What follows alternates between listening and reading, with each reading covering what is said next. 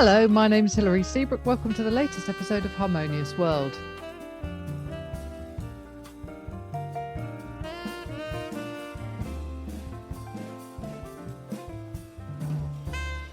For this episode, I'm joined by drummer, percussionist and composer Tristan Banks. His new album, View From Above, is out now. Tristan is a very versatile artist, and although predominantly a jazzer, there's Latin and fusion going on here. And it includes Paul Booth on sax, John Crawford on piano and Davide Mantovani on bass.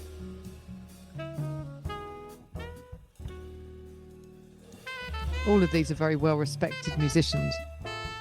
And this is a lovely album. Tristan is also manager and curator of the Verdict Jazz Club in Brighton.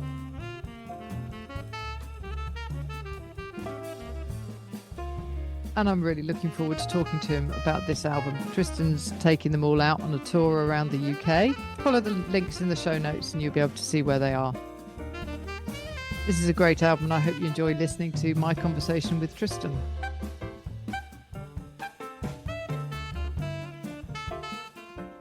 Let's start off by talking about the album then.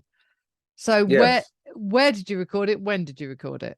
It was recorded the 12th and 13th of July 2021, and that was at Wingcraft Studios, which is Steve Winwood's studios, out in the Cotswolds.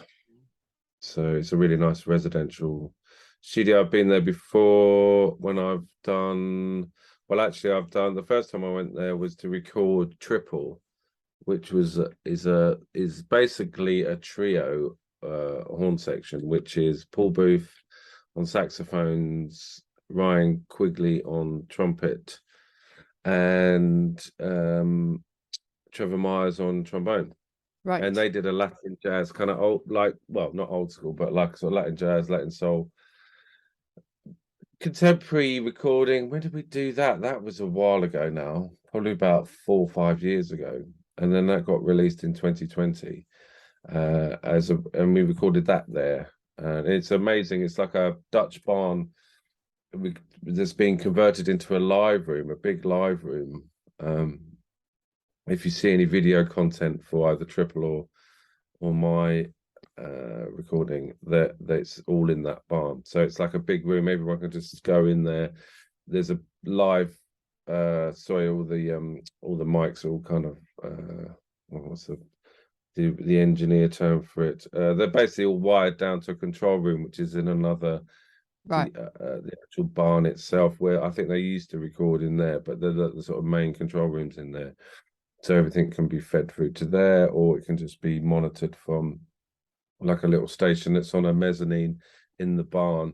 So yeah, it's a really great space, and you get to all play together like you used to in one big room, without everything being in like isolation booths and or sort of overdubs, which is how most even jazz recordings seem to be recorded these days. So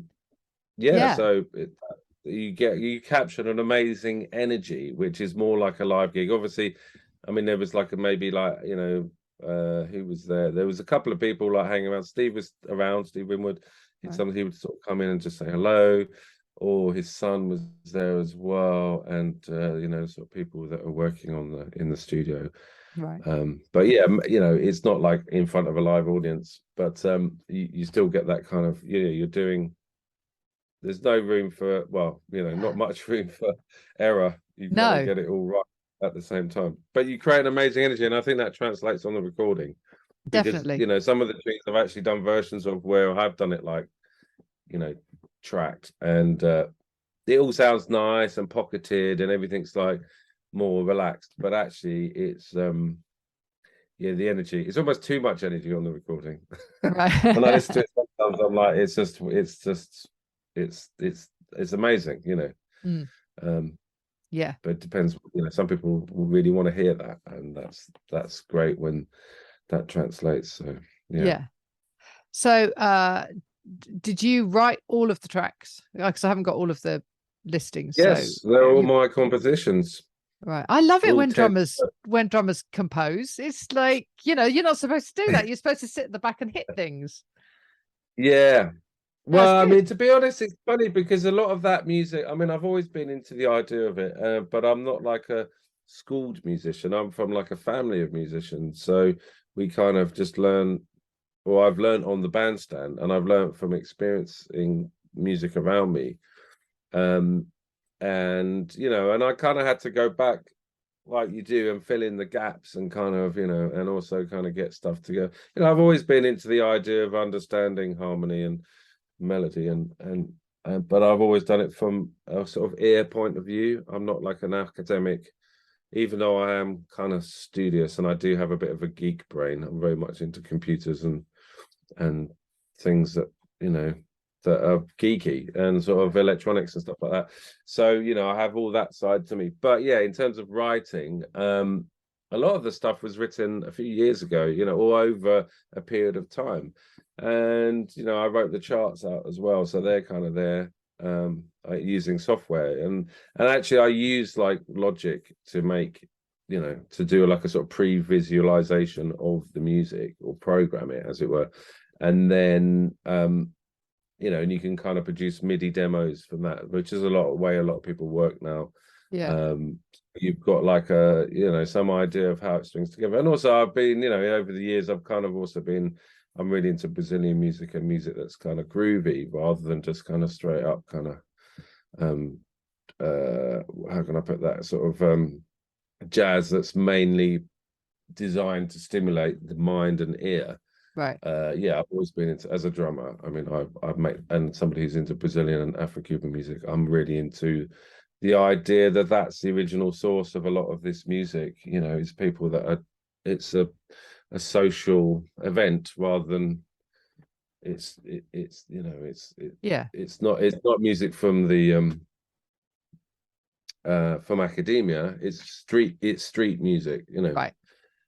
and we And tend to so I've really kind of gone off on one there. no, it's good. It's good. Because also I think Yeah. that's where the percussion comes in or comes from or something. Yeah.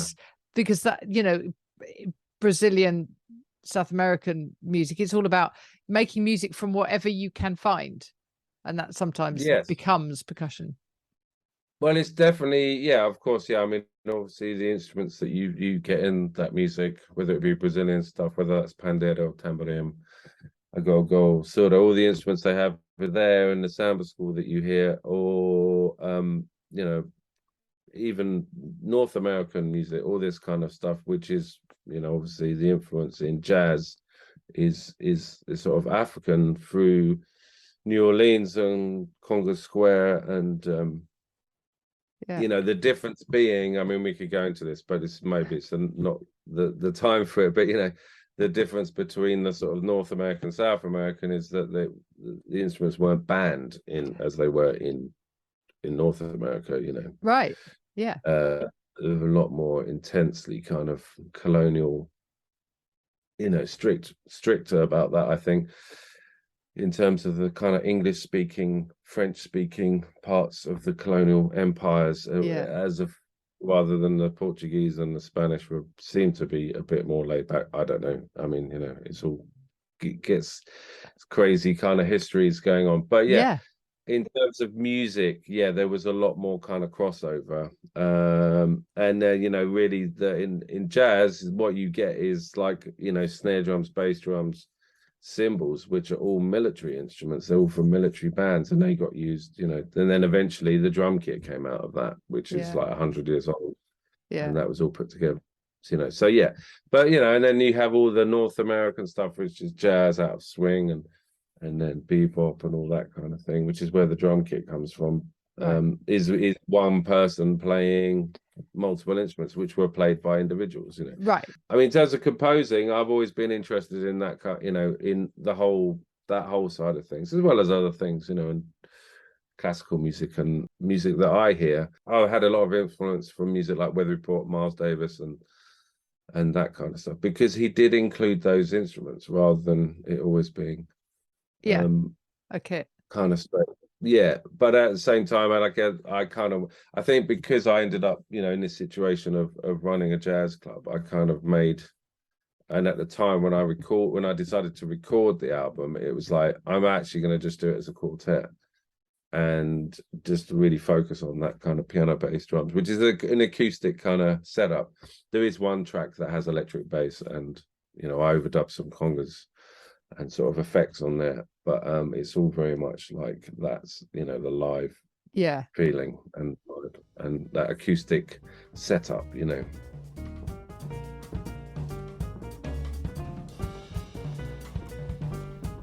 This seems an ideal opportunity to play you something else from View from Above, and this is Tempesta, which Tristan Banks, who I'm talking to today, was talking about the fact that this is basically a quartet album with some overdubs.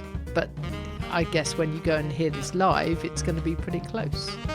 So I hope you enjoy this little extract.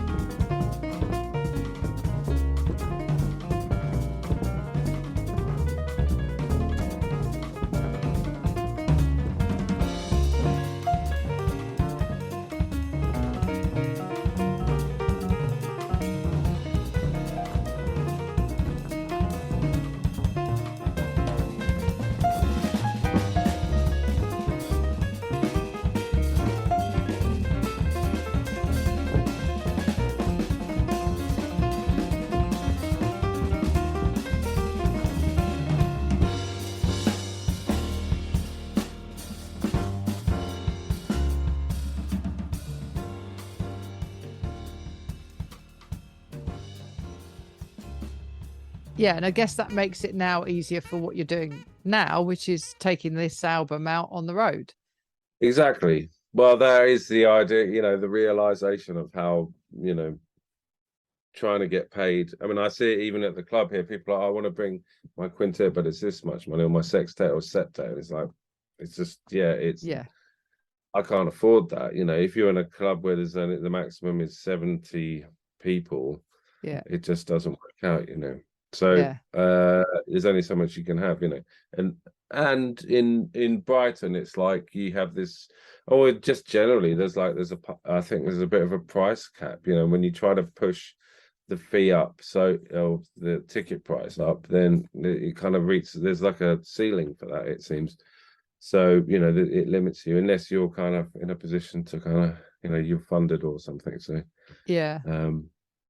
and that changes as well, because some people, I mean, I'm lucky because I've been in the industry for a long time, 30 years, that I'm able to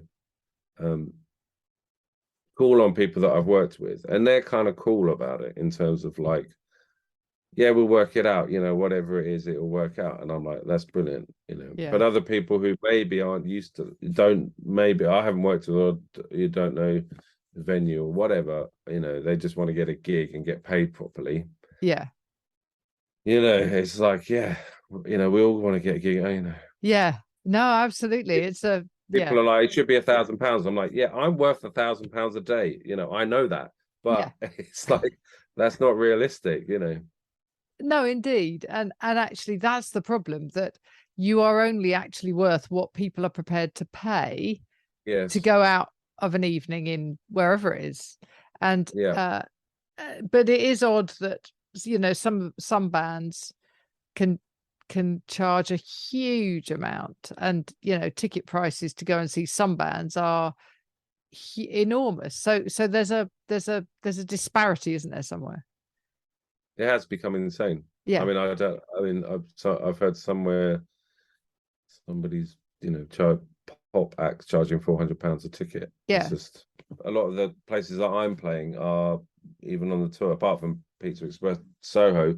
But they're people put on like me. Maybe they are musicians who are wanting to kind of create a grassroots circuit or maintain that. And that's actually since the pandemic, a lot of those places didn't survive. And no, that's right. even in New York, I went to New York a couple of months ago because I was invited by Zildjian to the cymbal makers, Yeah. who I'm endorsed by. And I endorse them, I can never remember which way around. Work it out, yeah.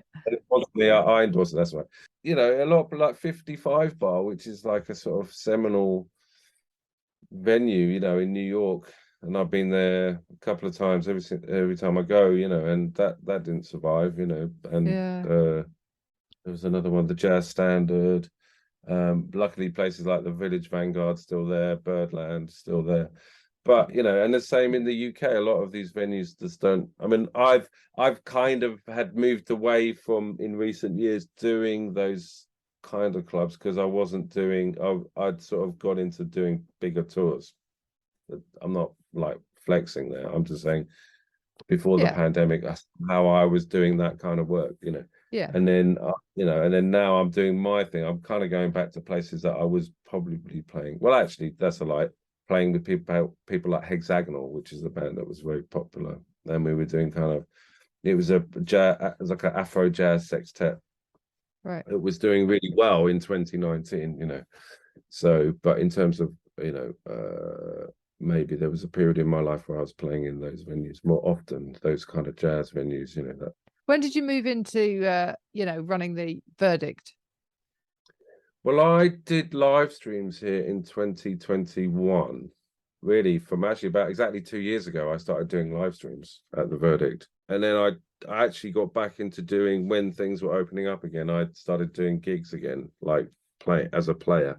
I think we'd all got used to just accepting that when we got offered a gig, and even if it was quite a good gig, we just I don't know, that some of the travel things that I wasn't I've forgotten about, in terms of like how much how much time it takes Yeah, to do one gig. yeah, And then you end up in a situation where, it's, maybe it's also I'm getting a bit older or whatever. I don't know, like traveling 8 hours and then doing a gig, traveling 8 hours back, it was exhausting, yeah. and I found it quite full on. And then I was just actually, when it came, I decided, I was like, oh, actually, well, either I need to reopen the Verdict or get out of the way and let somebody else do it. And I thought, I'm just going to give it a go.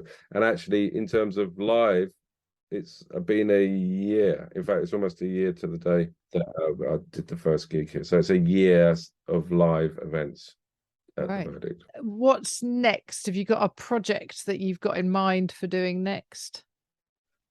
In terms of me, Well, or you, the club, anything.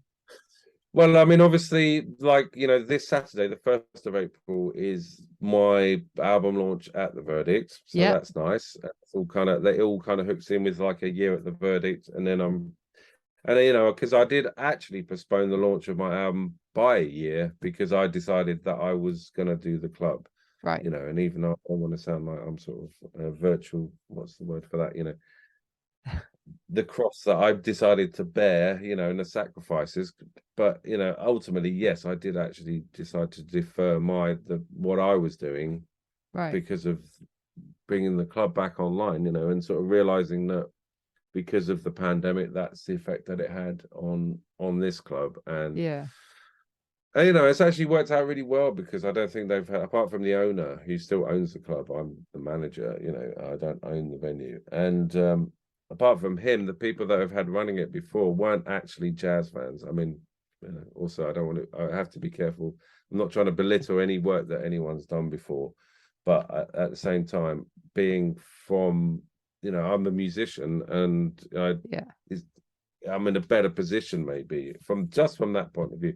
I'm not from hospitality, so people that had done it before were mainly from hospitality. So I think that's, and then they tried to, tag the interest was kind of, they had to learn more about the music. I guess I'm just the opposite. Yeah. But in some ways that works well, and I think a lot of musicians actually feel that's like when it's run by somebody who is a musician or has worked as a musician, it changes things somehow, sometimes for the better, mainly for the better, it feels.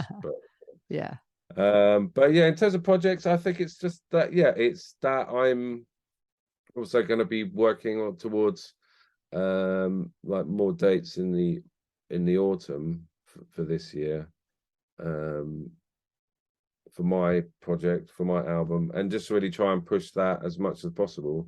But it's, but these days I think I've got so used to promoting other people, I'm also it's maybe that's sort of fine-tuned my ability to maybe promote the tour itself, my tour.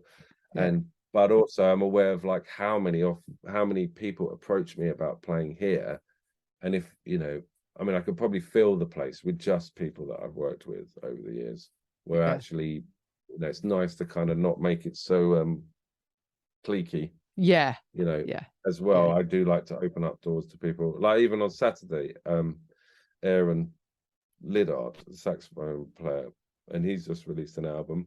And we're friends on Facebook, but I've never worked with him. And I think I'd worked with this bass player once, but I was just like, actually, why not make open up to him? His rep is really good, and he's played with some amazing people, and it was a great gig, and it wasn't a gig that I would have been like, okay, I'm just it's just somebody that I just put on people I know, blah blah blah. So that worked out well, good. But also plans for the club, just keeping it going, and just like at the moment, I'm just gonna, hopefully there's going to be a transition point maybe where things can kind of move on a bit and I go back to maybe more playing, but maybe not. I don't know, it's a small club, so it's like there's only so much money floating about, and there's only so much delegating I can do, as it were, and paying people everywhere. So, absolutely. Well, thank you so much for joining me. I really appreciate your time. Thank you so much.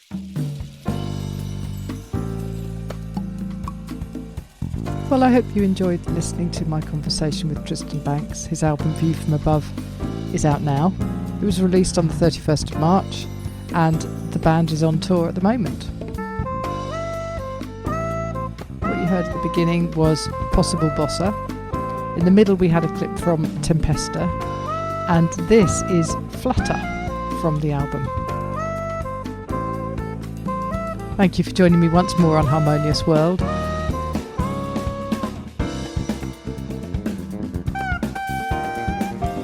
Please do share, rate and review this podcast wherever you can. Harmonious World wouldn't be anything without our listeners, so thank you so much. And don't forget that you can subscribe.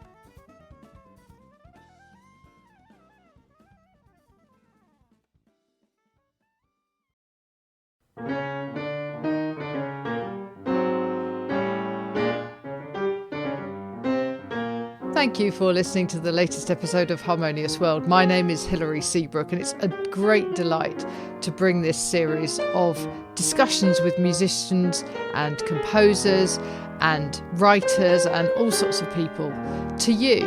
Obviously, there's no point in having a podcast if people aren't listening, and I'm very grateful to my listeners for doing so. Thanks also to Joe English for composing and performing this new theme tune. So wherever you get your podcast, you can leave a review. You can share this with your friends and family, either as a link or on social media and that sort of thing. I'd be really grateful for that. Don't forget that you can subscribe now. There's a link wherever you get your podcasts. So have a great week, and please remember why I started this, which is just to try and make the world a little more harmonious. Thanks for listening to Harmonious World.